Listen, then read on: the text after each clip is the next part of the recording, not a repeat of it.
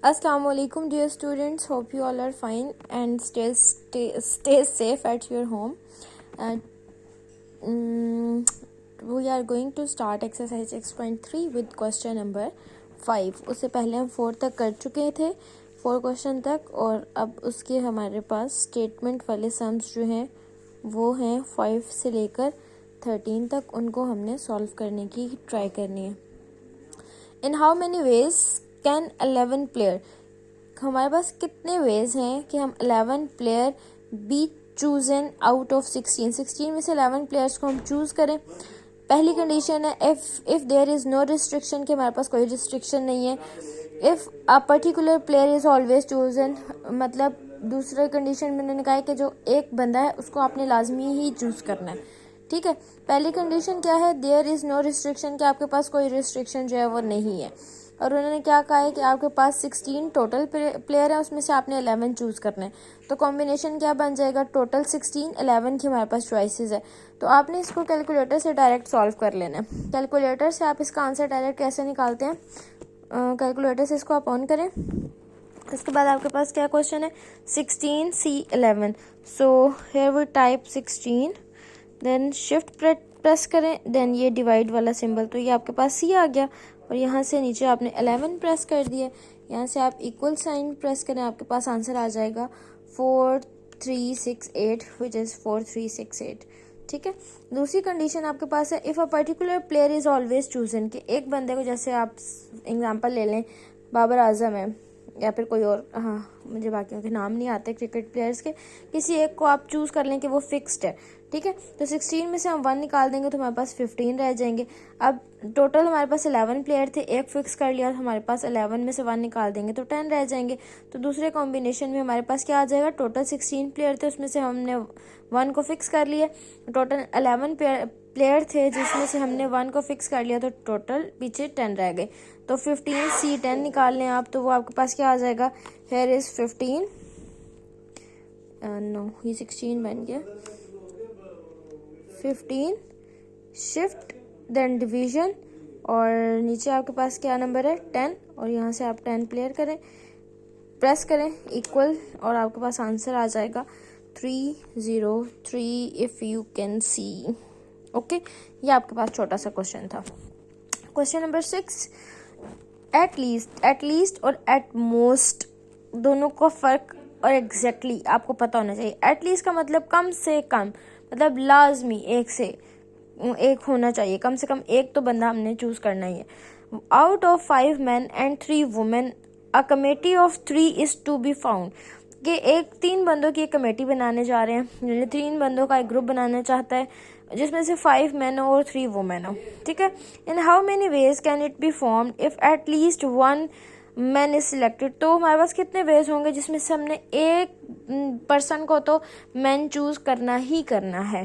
ठीक है, 3 बंदों की कमेटी है, उसमें से 5 वुमेन, 5 मैन और 3 वुमेन है, और हमने उसके जो है कॉम्बिनेशंस निकालने हैं कि उसमें हमारे पास एट लीस्ट एक जो है वो मैन होना चाहिए. तो हमारे पास कितने कॉम्बिनेशंस बन जाएंगे. ठीक है, तो अब देखें हमारे पास टोटल जो है वो पर्सन कितने हैं, टोटल पर्सन 5 मैन और 3 वुमेन थे, यानी 8 है. ठीक है, और चॉइसेस आर जो है वो हमारे पास 3 हैं, मतलब 3 मेंबर्स की हमने कमेटी बनानी है. तो नंबर ऑफ वेज ये आपको बनाना जो है ये आपने अच्छे से सीखना है. ठीक है, कॉम्बिनेशंस कैसे बनाते हैं. अब 2 चीज़ें ना, मैन और वुमेन है 2 हैं, तो 2 कॉम्बिनेशन बनेंगे, और हमने 3 कमेटी बनानी है, तो यानी कि हमारे पास ये 3 सेट्स बनेंगे. ठीक है, सबसे पहले हमने दो कॉम्बिनेशंस लिख लिए. अब पहले हमारे पास क्या है, 5 मैन है, तो यहाँ पे हमारे पास 5 आ गया, जिसमें से एट लीस्ट एक मैन होना चाहिए, तो यहाँ पे 1 आ गया.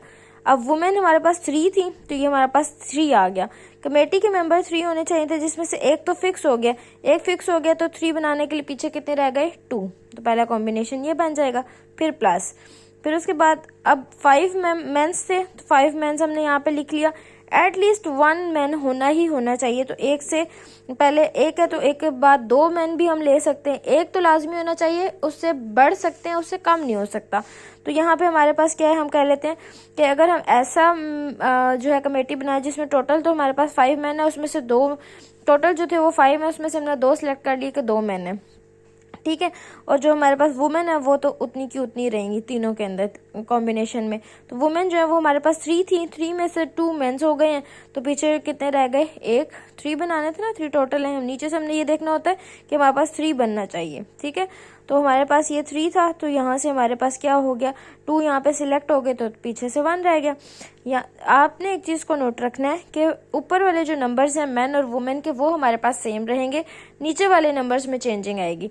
टोटल हमारे पास 5 थे, 5 में से एटलीस्ट 1 होना चाहिए, तो यहाँ पर 1 आ गया।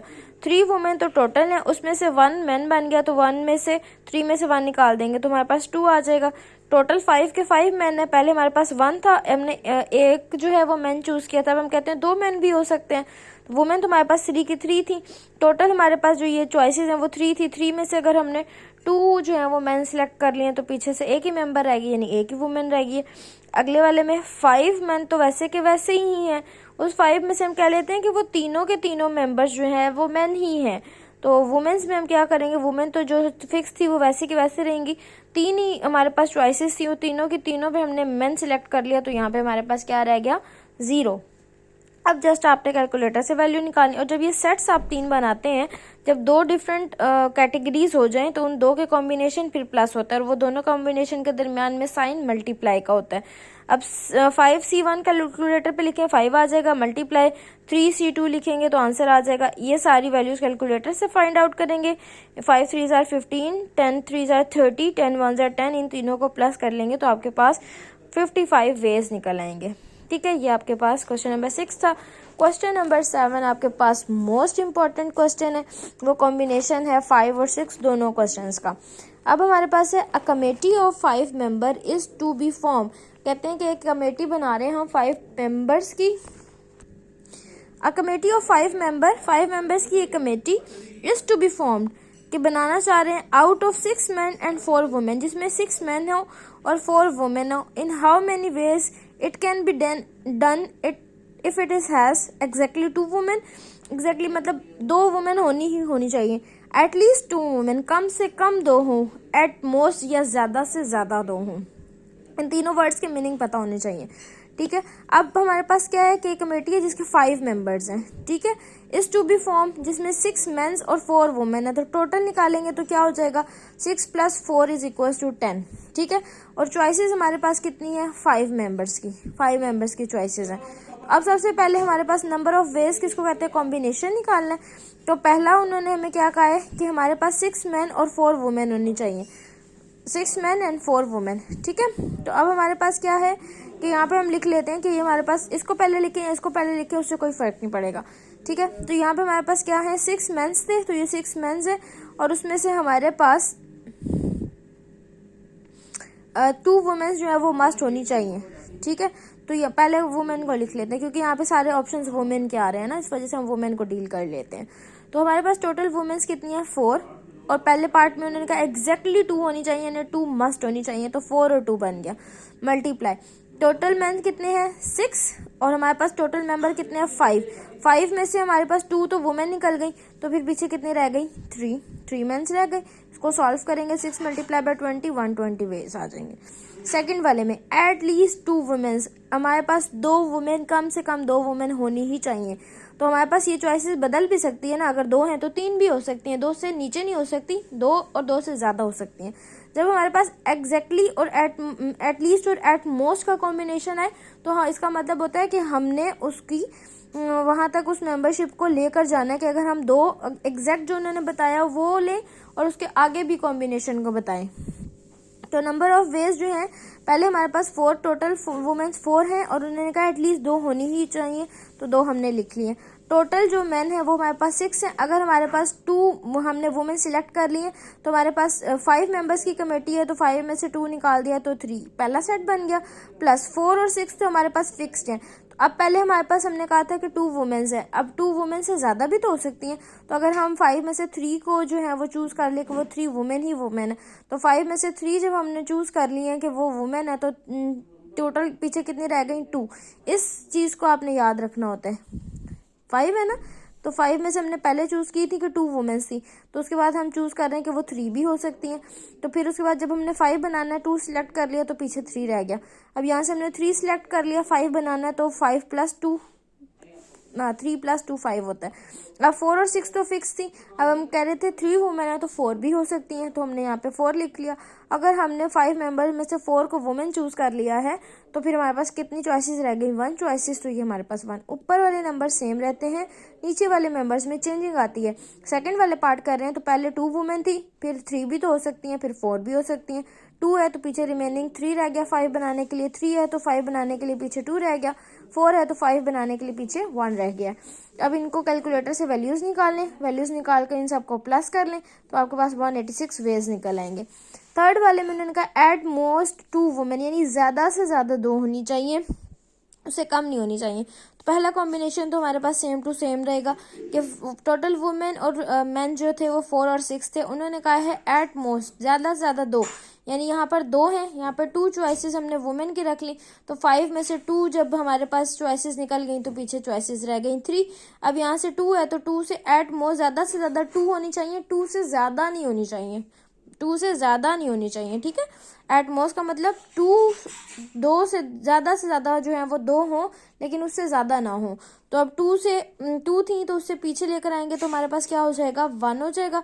अगर 5 में से 1 चॉइस हमने ले लिया तो पीछे कितनी चॉइसेस रह गई? 4 चॉइसेस रह गई, फिर 4 और 1। अब ये 1 है, 1 में से हम कहते हैं कि कोई भी जो है वो हमारे पास मेंबर जो है वो वुमेन नहीं है, तो 5 बनाना है तो पीछे 5 की 5 चॉइसेस हमारे पास मेंस की हैं कि 5 के 5 जो है वो हमारे पास मेंस हो सकते हैं। कॉम्बिनेशन के सेंटर में मल्टीप्लाई होता है और जितने आगे सेट्स बनाते हैं उनके दरम्यान में प्लस का साइन होता है। इन तीनों कॉम्बिनेशंस को प्लस कर लेंगे, सिंप्लीफाई करेंगे तो 6 × 20, 4 × 15, 1 × 6, इनके आंसर कैलकुलेटर से निकाल कर सिंप्लीफाई करें तो आपके पास आ जाएगा 186 वे, ठीक है। फिर उसके बाद आपके पास है दूसरा क्वेश्चन, है question number 8। There are 10 points on a circle, एक सर्कल के अंदर 10 पॉइंट्स हैं। फाइंड द नंबर, हम नंबर बताएं कि कितनी उसके अंदर लाइंस बन सकती हैं, कितनी उसके अंदर ट्रायंगल बन सकती हैं। अब अगर हमने एक लाइन बनानी है तो उस लाइन बनाने के लिए हमारे पास कितने 2 पॉइंट तो ज़रूरी होने चाहिए ना। अगर ये एक में लगाऊं तो इससे मैं लाइन कैसे बना सकती हूँ? नहीं बना सकती। जब 2 लाइन्स होती हैं तो उनको कंबाइंड किया जाए तो हमारे पास लाइन बन जाती है, यानी कि हमें मिनिमम 2 पॉइंट्स जो है वो रिक्वायर्ड होते हैं लाइन फॉर्म करने के लिए। तो टोटल पॉइंट n = 10 है और टोटल जो हमें पॉइंट्स चाहिए, जो चॉइसेस हैं लाइन बनाने के लिए, वो हमारे पास 2 हैं। कॉम्बिनेशन में कैसे लिखेंगे? Number of point 10, choices 2, combination calculator से निकालें 45 वेज आ जाएंगे। उसके बाद उन्होंने कहा ट्रायंगल ड्रॉ करें, तो ट्रायंगल के लिए हमें कितनी पॉइंट्स चाहिए होते हैं? 3 पॉइंट्स चाहिए होते हैं, यानी 3 चॉइसेस चाहिए होती हैं। टोटल नंबर ऑफ पॉइंट हमारे पास हैं 10। ट्रायंगल बनाने के लिए हमें 3 पॉइंट्स चाहिए होते हैं। कॉम्बिनेशन लिखें 10C3, कैलकुलेटर से वैल्यू निकालें तो 120 ट्रायंगल्स, 120 वेज हैं जिससे हमारे पास ट्रायंगल एक सर्कल के अंदर बन सकती है। तो ये आपके पास था question number 5, 6, 7 and 8। Next video के अंदर हम क्वेश्चन करते हैं 9, 10, 11 एंड 12। होपफुली आप लोगों को ये समझ आ गए होंगे।